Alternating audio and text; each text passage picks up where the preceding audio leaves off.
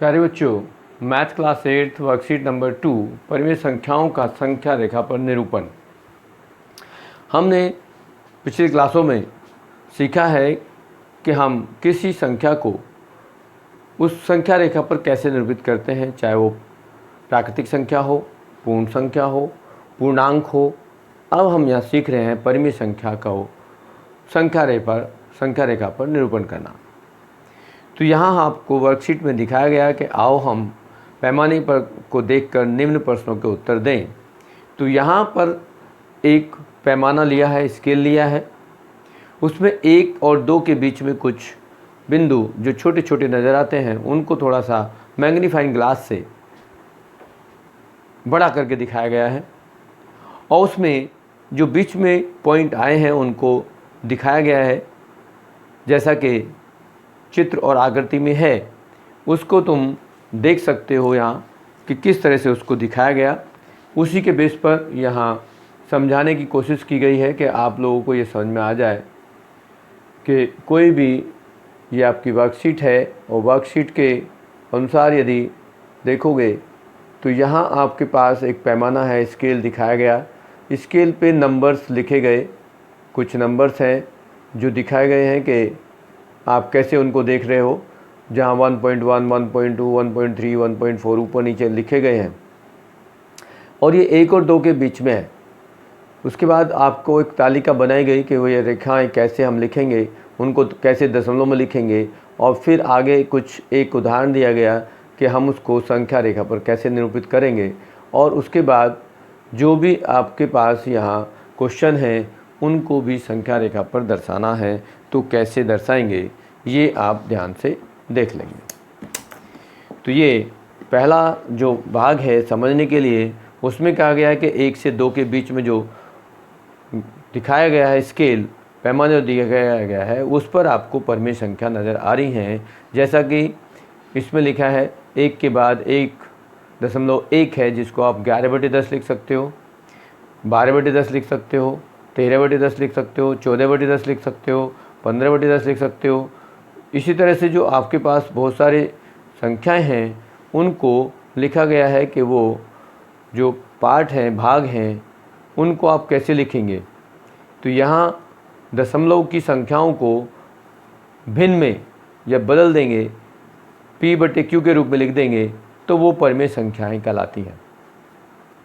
तो यहाँ 11/10, 12/10, 13/10, 14/10, 15/10, 16/10, 17/10, 18/10 और 19/10, यानी कि 1 और 2 के बीच में 9 निशान थे, उनको 11/10 से लेके 19/10 तक उनको लिखा गया, और फिर उनको दशमलव में लिखा गया। तो 1.1, 1.2, 1.3, 1.4, 1.5, 1.6, 1.6, 7, 1.8, 1.9 और फिर बाद में आ गया 2। फिर आगे उसमें समझाने के लिए लिखा है कि इसका मतलब हम दशमलव संख्या या परिमेय संख्या को स्केल संख्या रेखा पर दिखा सकते हैं। हम उपरोक्त संख्या में से एक संख्या 1.4 ले सकते हैं। तो 1.4 को लिखा और दिखाया, कैसे हम उसको दिखाएंगे। अब फिर आगे एक उदाहरण दिया गया है कि संख्या है, परिमेय संख्या है, फिर संख्या का स्थान कहाँ है, 1 और 2 के बीच में है, संख्या रेखा पर निरूपित करना है। तो आपके पास अगला जो क्वेश्चन है वो सेकंड क्वेश्चन है। हम उसको लिखते हैं कि जो दूसरा पार्ट है वो है 3.3, 3.3। तो ये संख्या कहाँ लाई करती है, ये बीच में कहाँ होगी। 3.3 जो संख्या होगी वो यदि हम उसको भिन्न में परिमेय संख्या के रूप में बदलें तो क्या लिखेंगे उसको, यहाँ लिखेंगे 33/10। और 33/10 ये कहाँ आएगी ये देखना है। ये 3 और 4 के बीच में आएगी। 3 से बड़ी है 3.3 और 4 से छोटी है। दो बातें क्लियर हो गई कि जो कोई भी संख्या हमारे पास दशमलव में दे रखी है तो वो किस से बड़ी और किस से छोटी है, ये हमें पता चलना चाहिए किसके बीच में है। तो ये संख्या 3 और 4 के बीच में है। अब हमें एक रेखा खींचनी है और उसको दिखाना है कि यहाँ हमारे पास जो संख्या है वो 3, यहाँ यदि हम मार्क कर दें तो यहाँ 1, 2, 3, 4, 5, 6, 7, 8, 9 और ये 10, यहाँ हो जाएगा 4। अब यदि इनको लिखेंगे तो यहाँ लिख दें, यदि हम 3.1 यहाँ 3.1 तो यहाँ 3.2 लिखेंगे, यहाँ 3.3 लिखेंगे, यहाँ 3.4 लिखेंगे, 3.5 लिख दें, यहाँ 3.6, यहाँ 3.7 लिखेंगे तो 3.8, ये 3.9 लिख दें तो ये हो गया 4। अब आप देखेंगे हमें 3.3 दिखाना है, तो ये जो हमारे पास बिंदु है ये हमारे पास 3.3 को दिखा रहा है, या हम 33/11 लिखें तो भी इसको ये दिखा रहा है। इस तरह से हम हर संख्या को यहाँ पर निरूपित कर सकते हैं। दूसरा जो भाग है वो क्वेश्चन नंबर 3 में लिखा है 2.8। अब 2.8 को भिन्न में लिखेंगे तो 28/10 हो जाएगा। 28 या देखेंगे 2 से बड़ा है 3 से छोटा है, तो कहाँ बीच में लाई करेगा, ये 2 से तो बड़ा है और 2.8 जो है वो 3 से फिर छोटा है।